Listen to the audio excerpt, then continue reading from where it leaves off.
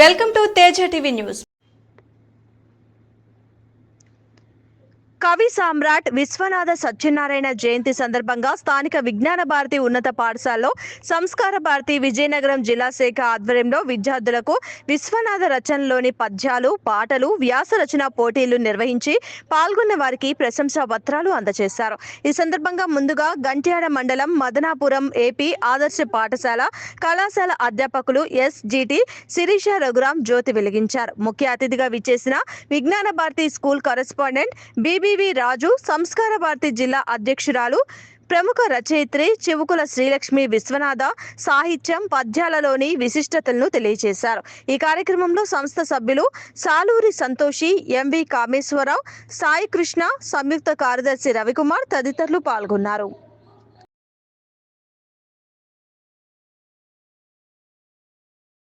నమస్కారం, నా పేరు టి కన్నన్ భావనారాయణాచార్యులు. నేను చాణక్య పబ్లిక్ స్కూల్లో 6వ తరగతి చదువుతున్నాను. నేను విశ్వనాథ సత్యనారాయణ గారు రాసిన ఒక 2 పద్యాలను చెప్పబోతున్నాను. శ్రీకృష్ణవేణి దర్శ పాఠంతరంగాత ప్రాకారమైన గురుజులందిన సంహారంతముగోలు నాల్గవోలు పతాక నాటినది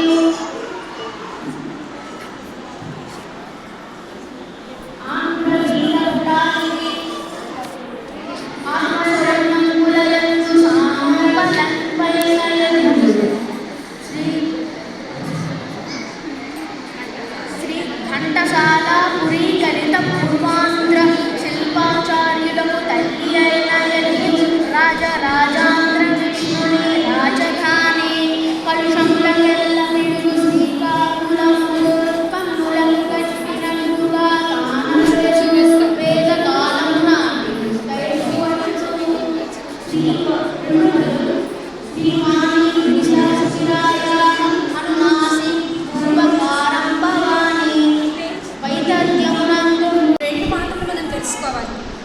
ఆయన మీరందరూ రామాయణం అనే పేరు విన్నారా? ఎప్పుడైనా రామాయణం అంటే మీకు తెలుసు. ఆ రామాయణాన్ని అతను పద్యాలలో రాసి దానికి ఒక పేరు పెట్టారు. ఏంటి అంటే శ్రీమద్ రామాయణ కల్పవృక్షము అని పేరు పెట్టారు. కల్పవృక్షం అంటే ఏంటో తెలుసా? ఆ చెట్టు కిందకి వెళ్ళి మనం ఏమన్నా అడిగితే అవి ఇస్తుందన్నమాట. మనం ఏ కోరిక కోరితే ఆ కోరిక తీరుస్తుంది. దాన్ని కల్పవృక్షం అంటారు. అలాగే రామాయణం అనే పుస్తకాన్ని మనం చదివే ముందు ఏమన్నా కోరిక తలుచుకొని చదివినట్లయితే అందులో ఎవరి గురించి ఉంటుంది? Very good. రామాయణంలో రాముడి గురించి ఉంటుంది. రాముడు సర్వధర్మాలు తెలిసినవాడు. అటువంటి రాముడి గురించి ఆ పుస్తకం రాయడానికి ఆయనకి ఎంత సమయం పట్టిందో తెలుసా మీకు? 30 సంవత్సరాలు రాశారు ఆయన. అన్ని పద్యాలే. 30 సంవత్సరాలు రాయడం అనేది ఎంత కష్టం కదా.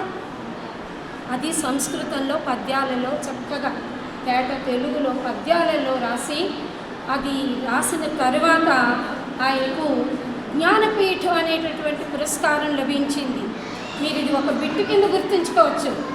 మనకి జ్ఞానపీఠం మొట్టమొదటి బహుమానం ఎవరికి వచ్చింది అంటే విశ్వనాథ సత్యనారాయణ గారికి అన్న విషయం మీరు ఎప్పుడు మర్చిపోకండి.